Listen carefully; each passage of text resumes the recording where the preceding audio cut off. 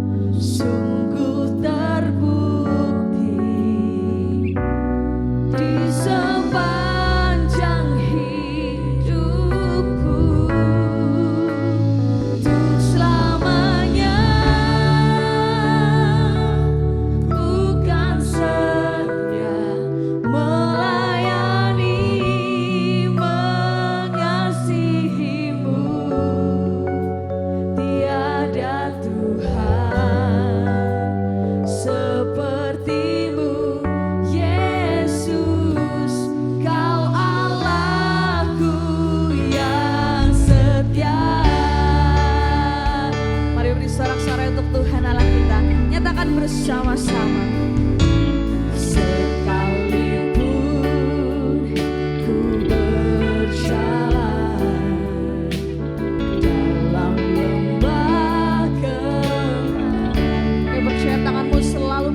hidup kami Tuhan.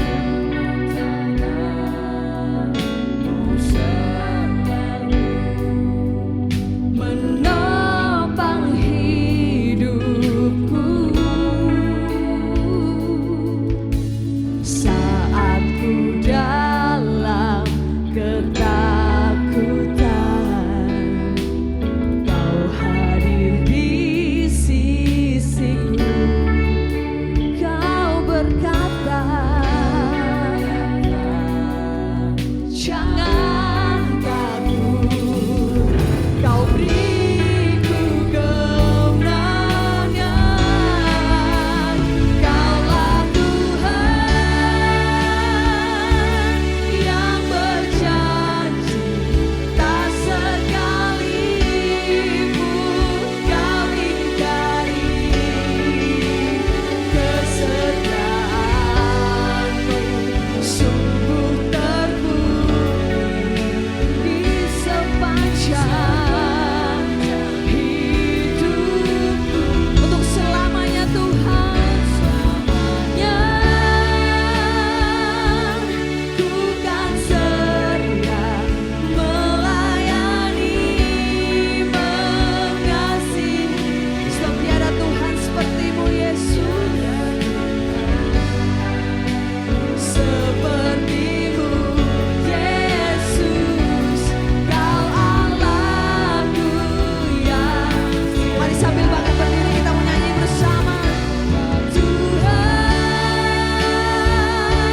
yang berjanji, tak sekalipun Kau, yes Tuhan, kesetiaan-Mu sungguh terbukti di sepanjang hidupku. Untuk selamanya kami kan setia melayani, mengasihi, sebab tiada Tuhan seperti-Mu Yesus, seperti-Mu Yesus. Kau Allahku yang setia. Mari lebih lagi kita mau nyatakan bersama, Kaulah Tuhan yang berjanji, tak sekalipun Kau ingkari kesetiaan-Mu. Sungguh terbukti di sepanjang hidupku. Untuk selamanya ku kan setia melayani, mengasihi, yes Tuhan, tiada Tuhan seperti-Mu Yesus. Kau Allahku yang, katakan tiada Tuhan seperti-Mu Yesus, seperti-Mu Yesus.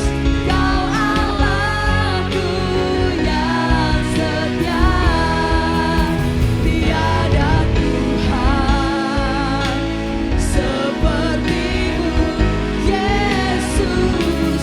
Kau Allahku yang setia.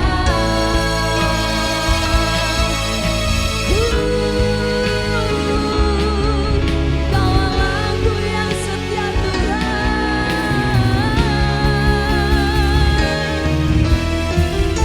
Suatu satu hal kami percaya Tuhan, saat kami berdoa, kuasa-Mu yang sempurna bekerja di tengah-tengah kami Tuhan. Mari nyatakan bersama, angkat tangan-Mu, angkat hati-Mu. Tuhan, ku percaya kuasa-Mu sempurna. Saat kami berdoa Tuhan, saat ku berdoa,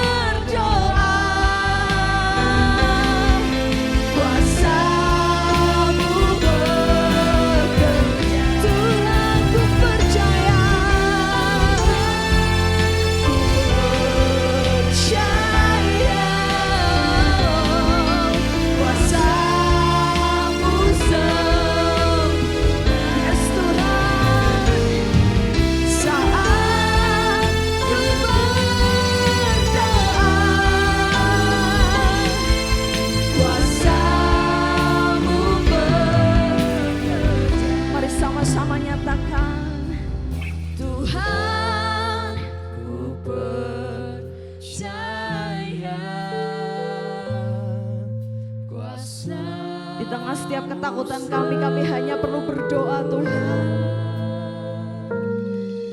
Saat ku berdoa,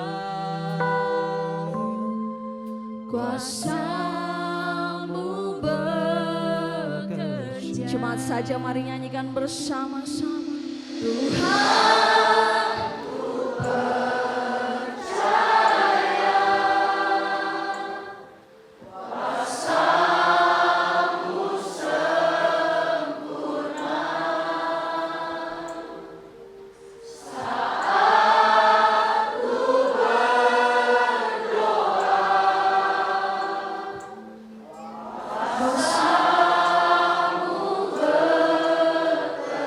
Saat kami berdoa Tuhan, saat ku berdoa, Kuasa-Mu bekerja. Saat kami berdoa, saat ku berdoa, Kuasa-Mu bekerja. Sorak-sorai buat Tuhan. Terima kasih.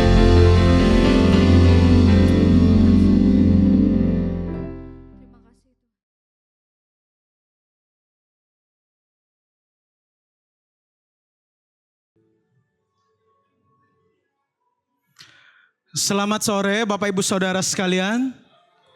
Oke, senang sekali hari ini boleh kembali menyapa Bapak Ibu Saudara sekalian. Bagaimana kabarnya Bapak Ibu? Wah, luar biasa. Om HW bilang luar biasa. Ya, tidak luar biasa juga tidak apa-apa, sekali-sekali ya. It's okay to be not luar biasa. Jadi kayaknya masih vibes liburan ya. Jadi semoga kita bisa menikmati hari-hari yang masih ada saat ini ya. Jadi tidak terasa ya Bapak Ibu sudah memasuki bulan Juli. Suasana liburannya masih terasa. Bagaimana? Liburan aman ya? Aman gitu ya. Semoga dompet juga aman ya. Nah Bapak Ibu, puji Tuhan ya bahwa sudah sampai pertengahan tahun ini Tuhan telah menolong dan menyertai setiap kita semua. Belum lama anak-anak terima rapor ya, anak-anak sekolah terima rapor dan biasanya saya melihat dan juga pengalaman saya waktu saya masih sekolah saya lihat kalau terima rapor tuh suasananya heboh banget ya. Anak-anak sekolah itu menanti-nantikan momen nerima rapor nih. Ya. Nah, jadi momennya adalah nunggu hasil satu semester ini bagaimana. Penasaran dengan nilainya sendiri. Ada yang sibuk membandingkan nilainya dengan teman-temannya. Ada yang juga senyum-senyum puas dengan nilai yang dia dapat gitu. Nah, jadi ada yang pulang ke rumah dengan senyum yang lebar. Wah, yes, puas dengan hasilnya. Tapi ada yang pulang ke rumah dengan wajah yang murung. Mungkin karena hasilnya belum sesuai harapan gitu. Nah, tapi biasanya kalau nerima rapor lagi yang heboh bukan hanya anak-anaknya ya. Orang tuanya juga saya lihat tidak kalah hebohnya gitu. Jadi ada yang bangga dengan hasil kerja keras anaknya sehingga anaknya ya dipuji gitu. Tapi ada juga yang mungkin kecewa, bahkan mungkin marah dengan hasil yang didapatkan oleh anaknya gitu. Apalagi anaknya dapat nilai 98 bukan 100. Wah, mungkin semakin diomelin gitu ya. Padahal tinggal 2 lagi nih 100 kok nggak bisa gitu. Nah, diomelin jadinya gitu. Nah, jadi saya teringat dengan bapak saya ketika saya dulu nerima raport waktu SD. Nah, beliau parenting VOC ya. VOC ya parenting zaman dulu lah gitu. Kalau masalah pendidikan. Nah, kalau saya dan kakak-kakak saya tidak dapat juara, ya juara yang dia maksud itu ya 1, 2, 3 gitu. Nah, kalau nggak dapat juara yang dia inginkan itu, nah bisa panjang ceritanya habis terima raport Bapak Ibu. Karena menurut dia juara itu juara berapa? 1 gitu, nggak ada yang namanya juara 5 gitu atau berapalah itu. Yang penting mau juara itu adalah juara 1 atau juara 2 itu menurut dia. Jadi nanti kalau nggak dapet ya habis gitu. Nah, tapi setelah saya SMP beliau udah nggak marah-marah lagi gitu, udah capek kali, mungkin udah pasrah, nggak ada perubahan ini jadi dia males lagi ngomel-ngomel gitu. Nah, tapi inilah realitanya Bapak Ibu, setiap orang itu punya cara berbeda dalam meresponi sebuah hasil. Ya, ada yang puas tapi ada juga yang ngomel-ngomel. Ada mahasiswa yang merasa 3,6 itu adalah titik terendah dalam karir pendidikannya gitu. Nah, yang Nasakom, mahasiswa Nasakom nih menangis ya dengar 3,6 titik terendah. Lalu 1, itu titik apa tuh? Titik buta apa titik kelam? Jadi ya tergantung sebenarnya bagaimana kita memandang sebuah hasil yang kita dapatkan ya. Ada orang yang berfokus pada kekurangan, pada hasil yang belum sempurna. Tetapi ada juga yang memilih bersyukur atas apa yang dicapai walaupun belum luar biasa sekali di mata orang lain. Nah Bapak Ibu, hal ini juga mirip dengan cara kita melihat dan menjalani kehidupan kita sehari-hari. Seringkali kan kita diperhadapkan dengan situasi yang sama dengan orang lain. Tetapi respon antara saya dan orang lain berbeda. Misalnya tadi ya terima raport itu.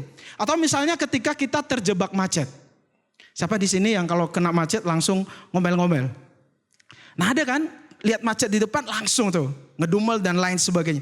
Tapi ada juga yang santuy gitu sambil nyebat dulu gitu sebatang gitu. Jadi bisa santai dulu menikmati macetnya gitu. Jadi situasi yang sama tapi berbeda respon yang diberikan. Nah Bapak Ibu, hal ini sama dengan apa yang dialami oleh 12 orang pengintai yang diutus oleh Musa untuk memata-matai kota Kanaan. Jadi mereka melihat situasi yang sama namun memberikan respon yang sangat berbeda.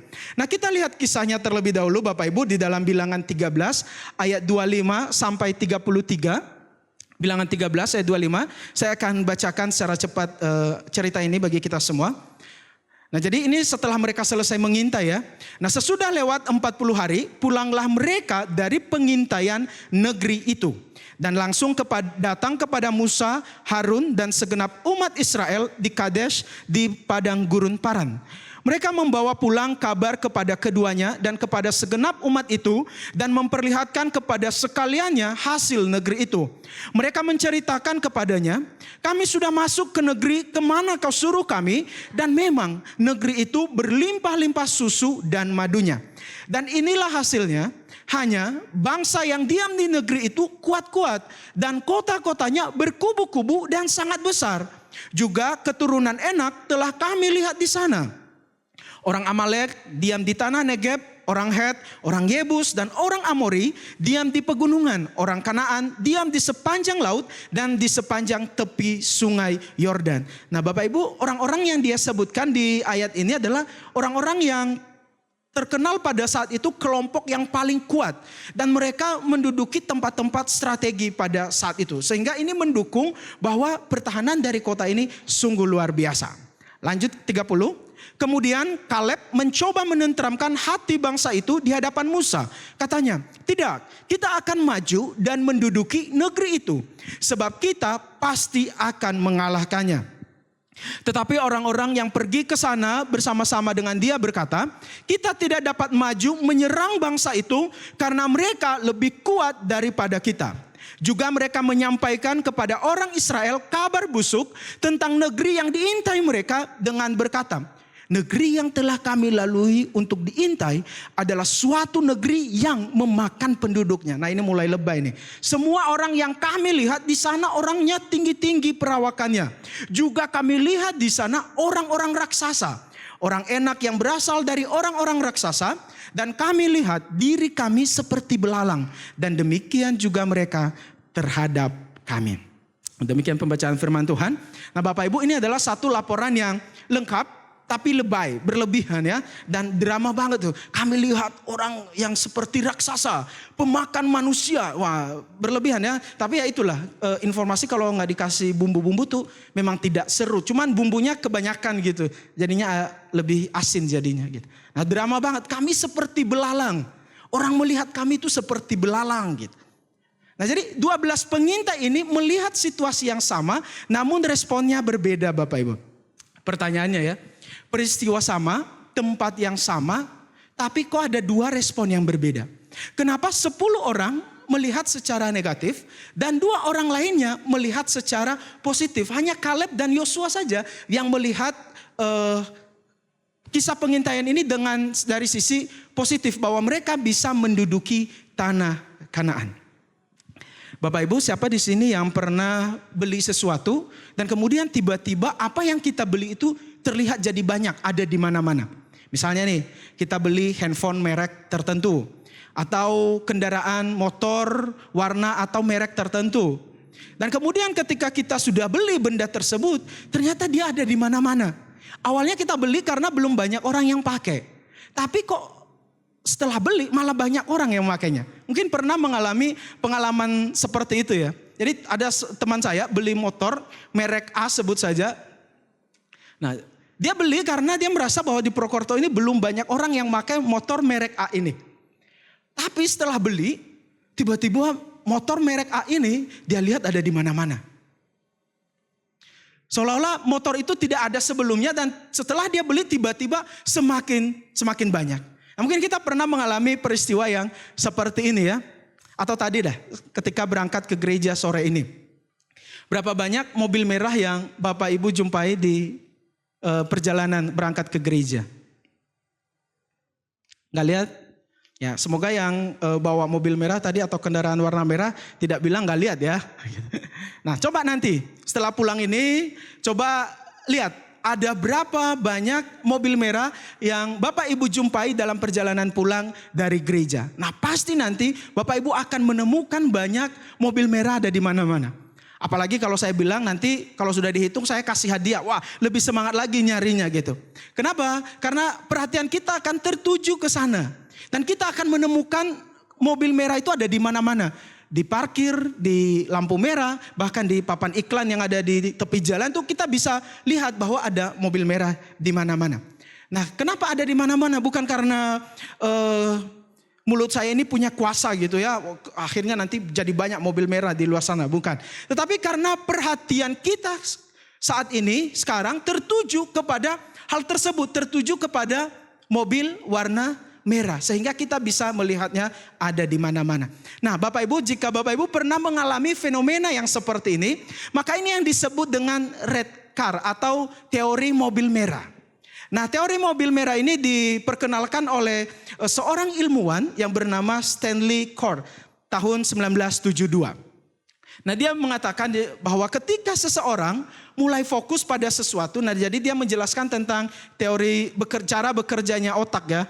Nah, dia mengatakan ketika seseorang mulai fokus pada sesuatu, misalnya mobil merah, maka mereka akan mulai melihat lebih banyak hal yang sama di sekitarnya.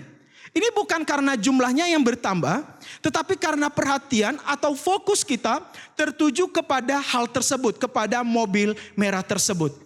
Sehingga otak kita itu menjadi lebih peka terhadap apa yang kita fokuskan. Nah, jadi cara otak bekerja itu seperti itu menurut dia. Jadi apa yang kita pikirkan, apa yang menjadi fokus pikiran kita, maka akan membuat otak kita itu lebih peka untuk mencari dan melihatnya. Misalnya tadi mobil warna merah tadi. Otak kita itu akan bekerja dan dia akan lebih peka untuk melihat mobil warna merah.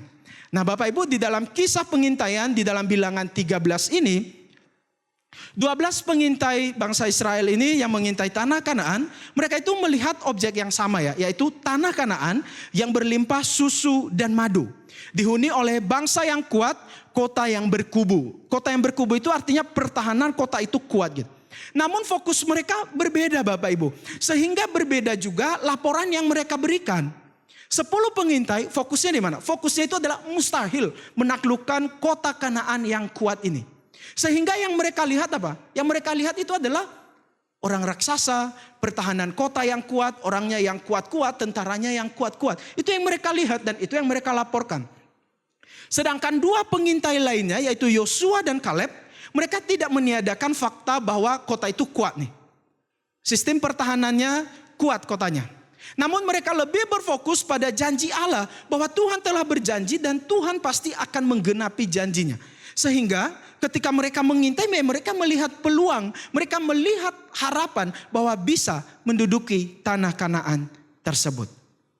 Nah, Bapak Ibu, ini hal pertama yang ingin saya ajak kita renungkan bersama-sama tentang kebenaran diri kita, yaitu yang pertama adalah bahwa ternyata apa yang kita pikirkan atau fokus pikiran kita sangat menentukan apa yang sering kita lihat di dalam hidup ini. Bapak Ibu, saya percaya banyak hal di hidup ini saat ini yang kita jumpai dan perlu kita urus. Tetapi hanya saja kita tidak bisa memperhatikan semuanya itu sekaligus. Sehingga kita memilih untuk fokus pada hal-hal tertentu saja. Kita memilih fokus mana nih yang mau kita perhatikan dan mau kita kerjakan. Nah, apa yang kita pilih untuk kita perhatikan atau yang menjadi fokus kita, maka itu akan sangat mempengaruhi bagaimana kita melihat sekitar kita. Bagaimana kita meresponi orang-orang di sekitar kita. Misalnya dalam pertemanan, dalam berelasi dengan orang lain. Jika fokus pikiran kita dalam konsep pertemanan itu adalah, oh ternyata berteman dengan orang lain itu buruk, capek, males, ada momen-momen nanti dikhianati, banyak drama ketika berteman dengan orang lain. Jadi males berteman atau berkenalan dengan orang lain. Nah akhirnya apa yang kita temukan dan apa yang kita lihat yaitu sisi-sisi buruknya tuh. Benar kan di dalam pertemanan tuh banyak drama, banyak pengkhianatannya dan lain sebagainya. Tetapi coba kalau kita mencoba berfokus melihat dari sisi positif dari sebuah pertemanan. Oh ternyata kita bisa melihat bahwa ada orang lain yang bukan keluarga tetapi tetap support saya, tetap setia mendukung saya dalam segala keadaan. Oh ternyata ada orang lain ya yang bukan keluarga tapi dia mau menemani saya di momen-momen kelam hidup saya. Nah jadi kita bisa melihat hal-hal positif dari sebuah pertemanan. Nah jadi bagaimana? Fokus kita kemana nih dalam sebuah konsep pertemanan? Ke hal yang negatifnya kah atau ke yang positifnya? Sama halnya dalam pemikiran orang tentang pernikahan. Tidak jarang orang yang ada anak-anak muda yang berkata bahwa aduh kayaknya takut nikah nih. Karena ketika scroll medsos yang ada perceraian, KDRT dan lain sebagainya. Jadi kalau baca artikel di medsos tuh baca komentarnya itu lebih seru dari artikelnya ya. Wah. Nah jadi saya baca di sana wah aduh kayaknya gak mau nikah deh. Karena ternyata pernikahan itu ya ada banyaknya lebih banyak sedihnya gitu. Dulu juga saya berpikir seperti itu, tapi dulu banget gitu. Ya, tapi kalau sekarang ya puji Tuhan sudah menikah gitu. Nah, tapi saya menemukan bahwa ya di dalam pernikahan itu juga ada sisi-sisi indahnya gitu, ada sisi-sisi kebahagiaannya. Jadi ketika fokus kita tujukan kepada hal yang negatif tentang pertemanan, tentang keluarga ya, maka kita akan menemukan seperti apa yang kita imani gitu. Tetapi kalau kita mencoba untuk melihat sisi-sisi positifnya, maka kita bisa melihat sisi-sisi indah di balik semuanya itu. Sama halnya dengan di dalam gereja Bapak Ibu. Jika fokus kita ketika kita datang ke gereja, kita berfokus pada kelemahan di dalam gereja, kekurangan dari hamba Tuhan, kelemahan dari para pelayan-pelayan yang ada di gereja, maka sangat mudah kita menemukan kesalahan, kelemahan-kelemahan mereka semua. Kenapa ya? Karena mereka bukan malaikat gitu. Tetapi juga sama seperti Bapak Ibu sekalian, kita adalah manusia biasa yang rentan dengan kesalahan gitu. Tetapi ketika fokus kita pada kekurangan kesalahannya, maka ujung-ujungnya ya kita sangat mudah menemukan kesalahannya. Jadi salah gerak dikit kita, oh itu tuh kurang kompak itu. Nah jadi mata kita tuh tertuju ke hal-hal yang salah aja gitu. Jadi apa-apa tuh terus salah di mata kita gitu. Tapi coba kita ubah fokusnya Bapak Ibu. Kita fokus kepada hal-hal yang baiknya. Kita datang dengan niat yang tulus, mau beribadah. Kita datang untuk melihat hal-hal baik. Maka saya percaya bahwa kita juga akan menemukan hal-hal yang baik. Oh ternyata di gereja saya itu ada orang-orang yang setia melayani ya. Puluhan tahun tetap setia melayani Tuhan. Oh di gereja saya tuh anak-anak mudanya semangat melayani ya. Tadi kalau Bapak Ibu lihat ya, WL-nya tuh baru ya. Bro Victor ya sudah bisa ngelit puji-pujian. Nah, itu kan artinya bahwa anak-anak muda kita tuh semakin banyak yang mau melayani. Boleh tepuk tangan dulu dong untuk Bro Victor. Dan juga akan ada lagi anak-anak muda yang akan melayani gitu. Nah kita harusnya bisa melihat sisi-sisi yang positifnya di situ gitu. Bahwa oh ternyata anak-anak muda ini meskipun begitu banyak godaan pergaulan di sana, tapi mereka masih mau menyediakan waktunya 2 kali seminggu untuk latihan atau minimal sekali seminggu untuk mempersiapkan pelayanan mereka di balik segala kesibukan mereka gitu. Oh ternyata di gereja saya itu ada tim pelayanan kids ya, yang dengan setia melayani anak-anak yang masih kecil gitu. Meskipun mereka juga bergumul dengan kesabaran mereka, tetapi mereka ternyata mau dengan sabar melayani anak-anak yang masih kecil ini ya, untuk bisa memperkenalkan Tuhan Yesus kepada mereka. Nah, jadi kita bisa melihat hal-hal indah di dalam gereja kita gitu. Sehingga kita lebih banyak bersyukurnya dengan gereja kita dan mau mendukung pelayanan yang ada di gereja kita. Nah jadi Bapak Ibu, fokus kita sangat menentukan apa yang sering kita lihat dalam hidup ini.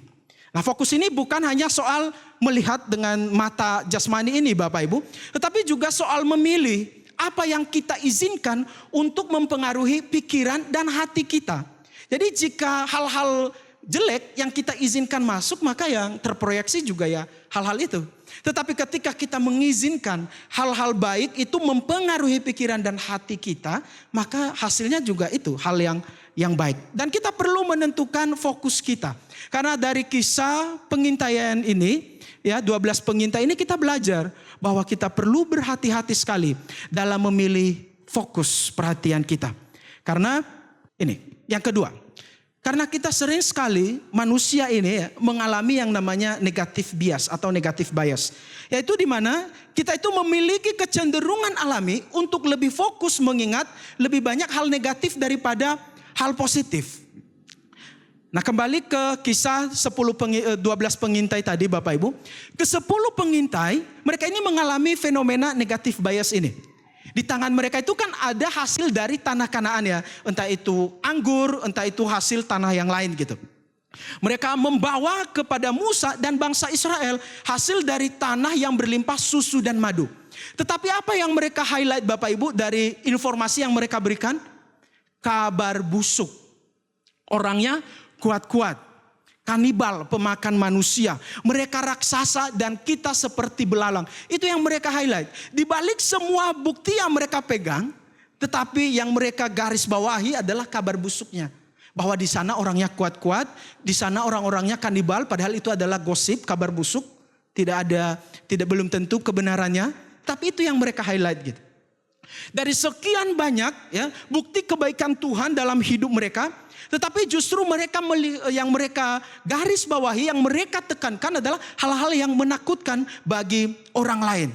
Mereka tuh lupa bagaimana Tuhan menolong mereka di Mesir, keluar dari tanah Mesir, 10 tula, air laut terbelah menjadi 2, mujizat-mujizat tuh yang seperti itu. Mereka semua lupa, ambiar, dan mereka hanya fokus raksasa, kanibal, dan kita seperti belalang. Mereka lupa tuh bahwa yang backup mereka itu Tuhan yang luar biasa.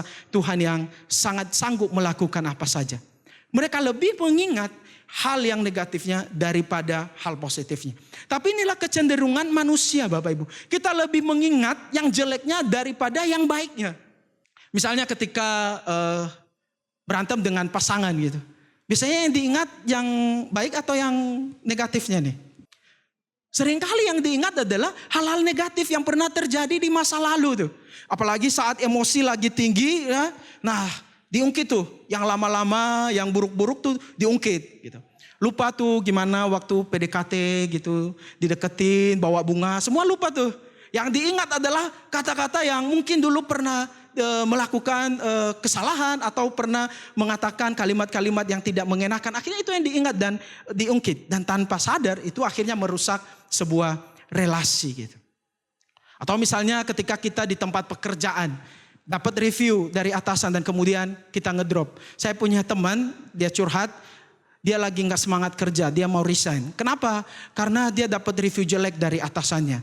Terus saya tanya, emang semua reviewnya jelek? Enggak sih, 4 review positif, 1 review yang negatif dikritik. Lalu kenapa? Ya iya, gara-gara yang saya gak senang lah, saya dikritik terus gitu.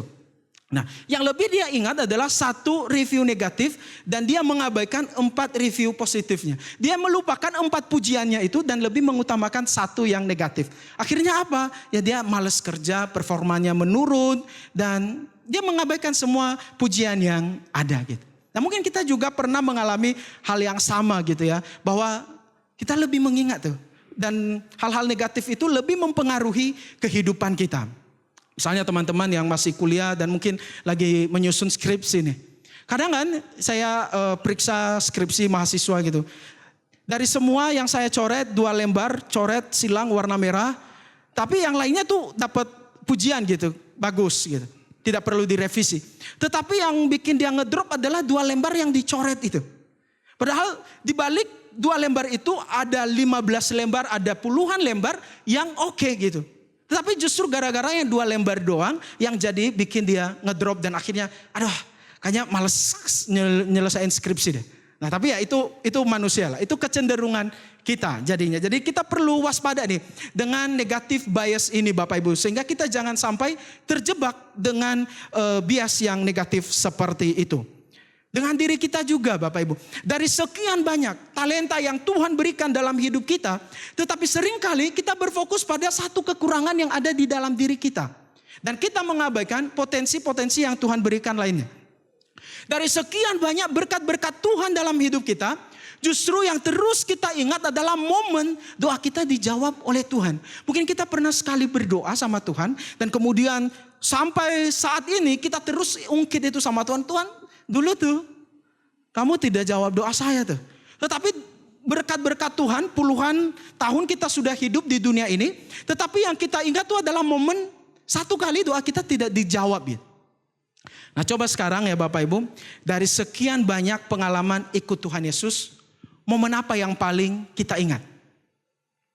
Momen ketika kita hidup di dalam kebahagiaan, dalam situasi yang baik saja, atau justru momen yang tidak sesuai dengan apa yang kita inginkan? Dari sekian lama kita bergereja, khususnya di tempat ini, momen apa yang paling kita ingat? Momen kita dibimbing oleh para hamba Tuhan, momen kita dilayani oleh rekan-rekan yang melayani, atau justru satu momen yang mungkin tidak sesuai dengan apa yang kita inginkan. Nah, mana yang paling kita ingat? Nah, jadi kita sekali lagi kita harus waspada Bapak Ibu dengan jebakan negatif bias ini. Kenapa? Karena yang ketiga, karena ketika kita fokus pada hal-hal buruk, maka itu akan membuat kita semakin sulit melihat hal-hal baik di sekitar kita. Tetapi sebaliknya, ketika kita berfokus kepada hal-hal baik, maka itu akan menolong kita menemukan hal-hal baik di sekitar kita. Nah jadi penting sekali menentukan fokus, penting sekali menentukan pikiran mana nih yang kita izinkan untuk kita pikirkan. Hal apa yang kita izinkan untuk mempengaruhi pikiran kita. Nah saya teringat dengan apa yang ditulis oleh Rasul Paulus di dalam Filipi 4 ayat 8. Kita baca bersama-sama Bapak Ibu ya. Filipi 4 ayat 8. 1, 2, 3. Jadi akhirnya saudara-saudara, semua yang benar, semua yang mulia, semua yang adil, semua yang suci, semua yang manis, semua yang sedap didengar, semua yang disebut kebajikan dan patut dipuji, pikirkanlah semuanya itu. Nah ayat ini mengingatkan kepada kita semua, jangan biarkan pikiran kita diisi dengan hal-hal yang jahat. Tetapi mari kita memusatkan pikiran kita pada hal-hal yang benar, hal-hal yang adil, suci dan patut dipuji. Sehingga kita juga bisa mengalami damai sejahtera yang asalnya dari Allah. Supaya hidup kita lepas dari kecemasan. Pikirkanlah hal-hal yang benar. Nah hal-hal yang benar yang dimaksud di sini adalah hal-hal yang berdasarkan kebenaran firman Tuhan. Jadi juga bukan hanya sekedar berpikir positif gitu ya, positive thinking aja dulu gitu. Tidak. Tetapi yang ditekankan di sini adalah berfokus pada kebenaran, yaitu kebenaran yang sesuai dengan firman Tuhan. Nah Bapak Ibu, ke-12 pengintai, ya khususnya 2 orang pengintai yaitu Kaleb dan Yosua. Mereka itu juga bukan hanya sekedar optimis-optimis saja, kayaknya bisalah masuk ke kota Kanaan gitu. Bukan, tetapi juga dibarengi dengan iman percaya mereka kepada Tuhan. Mereka begitu yakin bahwa Tuhan pasti akan menepati janjinya. Kenapa mereka begitu yakin? Karena ada pengalaman sebelumnya. Ada pengalaman di padang gurun bagaimana Tuhan menolong mereka. Dan itu menjadi bekal mereka untuk meyakinkan mereka bahwa mereka bisa masuk tanah Kanaan. Tetapi 10 pengintai, mereka tidak melihat tuh bahwa peristiwa di padang gurun itu sebuah pengalaman yang berharga dengan Tuhan, tidak. Tetapi mungkin mereka melihatnya ya itu hal biasa.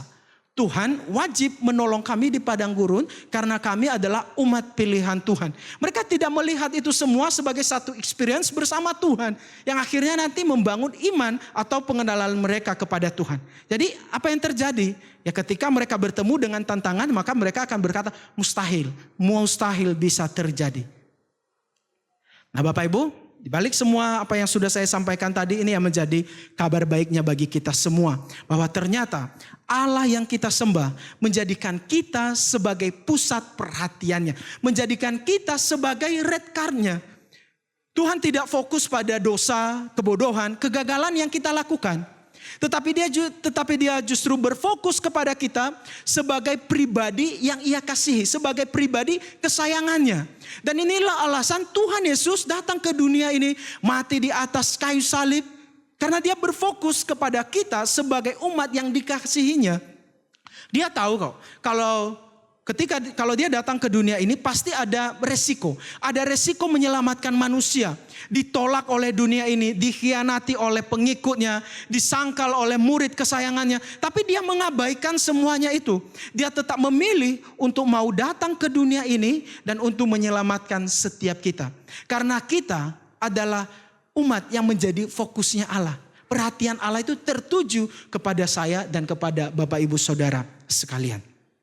Nah ini yang saya ajak kita untuk refleksikan bersama-sama Bapak Ibu, pertanyaan ini. Jika Tuhan menjadikan kita sebagai red card-nya, sebagai pusat perhatiannya, apakah kita sudah menjadikan Tuhan sebagai pusat perhatian kita?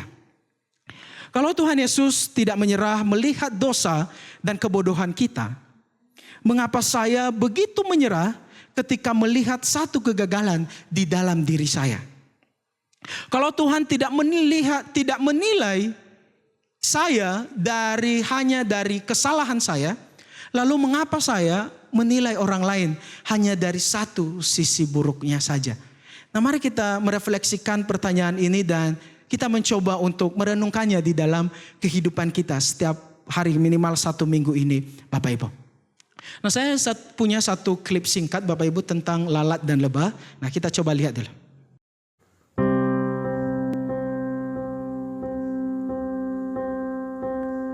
Belajar dari lalat dan lebah. Mengapa lebah cepat menemukan bunga, sedangkan lalat cepat menemukan kotoran? Ini dikarenakan naluri lebah yang hanya ingin menemukan bunga, sedangkan naluri lalat hanya untuk menemukan kotoran. Lebah tidak tertarik pada kotoran, sebaliknya lalat tidak tertarik pada harum dan keindahan bunga. Alhasil lebah kaya akan madu, sedangkan lalat kaya akan kuman penyakit. Ya, lalat dan lebah. Lalat instingnya ya mencari sampah. Lebah ya dia mencari hal-hal yang indah, hal-hal yang harum. Nah, kira-kira kita ada di mana Bapak Ibu? Tapi saya yakinlah kita adalah ibaratnya seperti lebah yang hanya mencari hal-hal indah, hal-hal yang harum. Nah ini yang saya ajak kita untuk kita lakukan 1 minggu ini Bapak Ibu. Yang pertama, mari kita coba tentukan mobil merah apa yang harus kita perhatikan dalam hidup hari ini. Jadi apa mobil merah kita nih hari ini? Bukan mobil merah di luar sana, bukan gitu ya. Tetapi yang kita fokuskan saat ini apa? Apa yang ingin kita lihat lebih banyak dalam hidup ini? Nah coba ditentukan dan jangan lupa juga ajak Tuhan terlibat, doakan. Nah kemudian yang kedua, buat Bapak Ibu Saudara yang mengalami, kayaknya sulit banget nih melihat hal-hal baik dalam hidup ini. Coba nih besok atau hari apa dalam minggu ke depan ini, coba sekali-sekali duduk diam dan buat list, catat, tulis hal-hal baik yang Tuhan berikan dalam hidup ini. Kita mulai dari hal-hal sederhana yang mungkin common, gitu. Air, udara atau apapun itu. Yang kita temukan di dalam kehidupan kita sehari-hari. Coba sekali-sekali di list, ditulis. Dan itu akan menolong kita untuk semakin peka dan bersyukur atas berkat-berkat Tuhan yang senantiasa Ia berikan dalam hidup kita semua. Tuhan memberkati. Bapak Ibu mari kita mempersiapkan hati kita untuk masuk dalam perjamuan kudus. Saya undang petugas maju ke depan dan sambil kita menyanyikan pujian, kasih Tuhan sungguh mulia.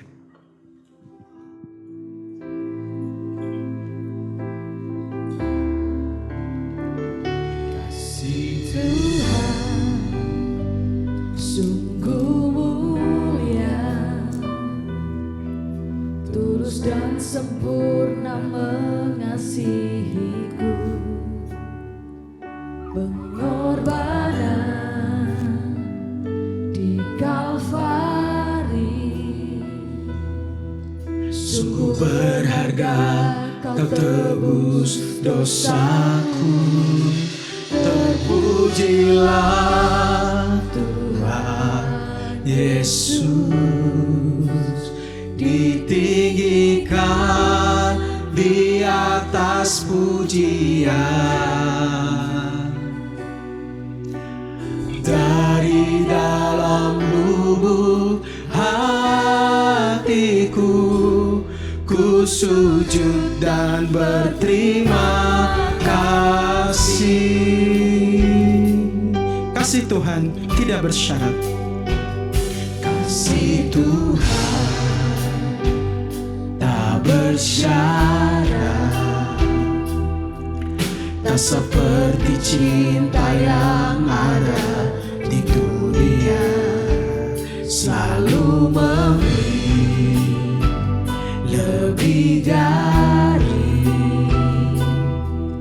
yang layak ku terima di hidupku. Terpujilah Tuhan Yesus, ditinggikan di atas pujian. Dari dalam lubuk hatiku, ku sujud dan berterima. Terpujilah Tuhan Yesus. Mari berdiri Bapak Ibu. Terpujilah Tuhan Yesus, ditinggikan di atas pujian. Dari dalam lubuk hatiku, ku sujud dan berterima kasih. Mari kita angkat tangan kita. Milikmu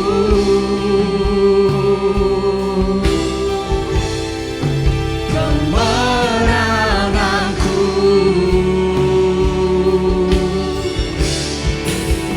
hidupmu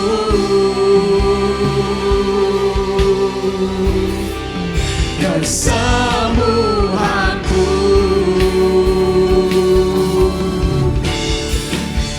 Salibmu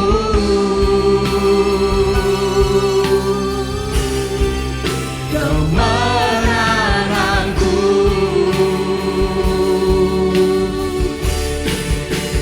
bilurmu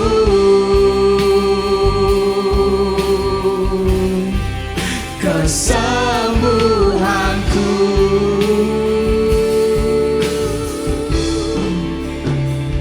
Terpujilah Tuhan Yesus, ditinggikan di atas pujian. Dari dalam lubuk hatiku, ku sujud dan berterima kasih. Terpujilah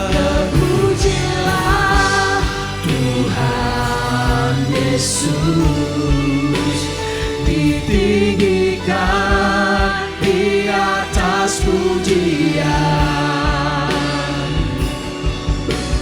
Dari dalam lubuk hatiku, ku sujud dan berterima kasih. Dari dalam lubuk hatiku, dari dalam lubuk hatiku, ku sujud dan berterima kasih. Dari dalam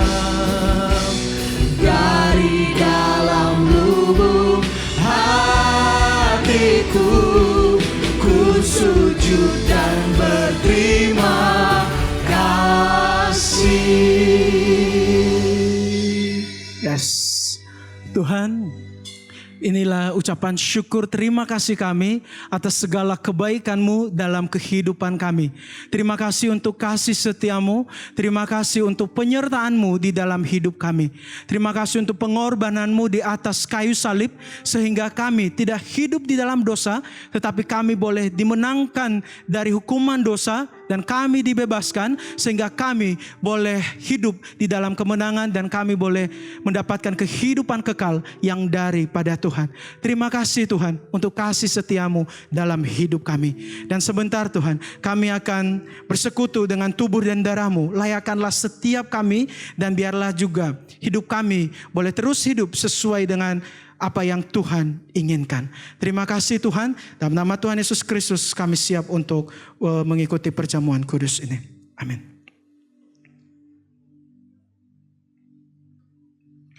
Bapak Ibu, mari kita angkat roti ini tinggi-tinggi di atas kepala kita dan dengarlah firman Tuhan.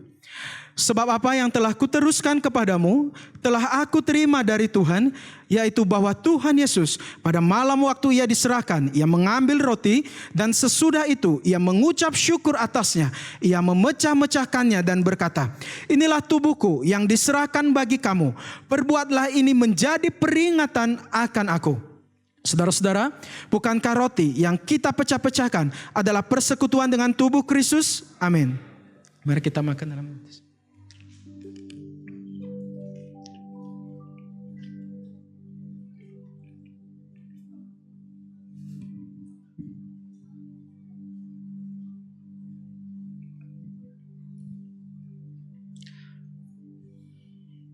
Mari kita angkat cawan ini tinggi-tinggi di atas kepala kita dan terimalah firman Tuhan. Demikian juga ia mengambil cawan sesudah makan lalu berkata, cawan ini adalah perjanjian baru yang dimeteraikan oleh darahku. Perbuatlah ini setiap kali kamu meminumnya menjadi peringatan akan aku.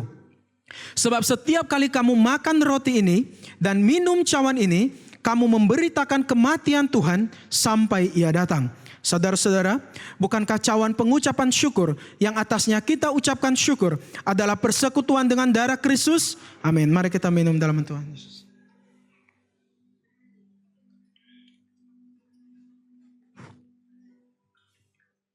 Sekali lagi mari kita berdoa dan mari kita angkat kedua tangan kita. Terima kasih Tuhan untuk penyertaan-Mu dalam ibadah kami pada hari ini. Dan sebentar lagi kami akan pulang. Kiranya berkat yang asalnya dari Tuhan yang akan terus menaungi setiap kami jemaat-Mu. Bapak Ibu Saudara sekalian, terimalah berkat yang asalnya dari Tuhan. Tuhan memberkati dan melindungi engkau. Tuhan menyinari engkau dengan wajahnya dan memberi engkau kasih karunia. Tuhan menghadapkan wajahnya kepadamu dan memberi engkau damai sejahtera. Kiranya kasih karunia dari Tuhan kita Yesus Kristus dan kasih Allah Bapa serta persekutuan dengan Roh Kudus akan terus menyertai engkau sekalian, mulai dari sekarang sampai selama-lamanya hingga Tuhan Yesus datang kembali kedua kalinya. Dalam nama Tuhan Yesus Kristus, Juru Selamat kami sudah berdoa. Amin.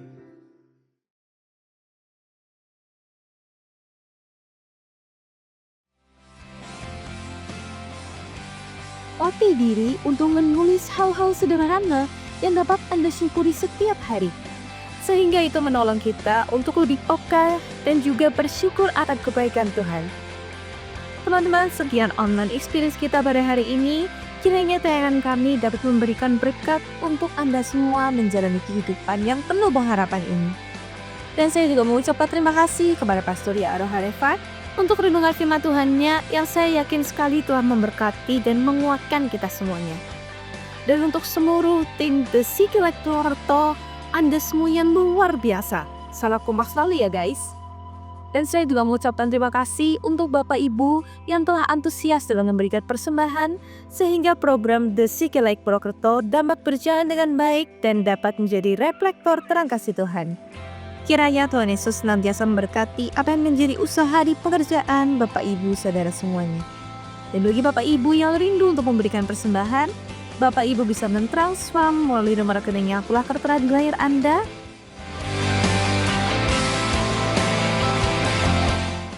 Atau Bapak Ibu bisa memasukkan amplop persembahan ke kotak persembahan yang telah tersedia di gereja. Saya Rahel, sampai jumpa dalam online experience kita Jumat depan. Tuhan Yesus memberkati.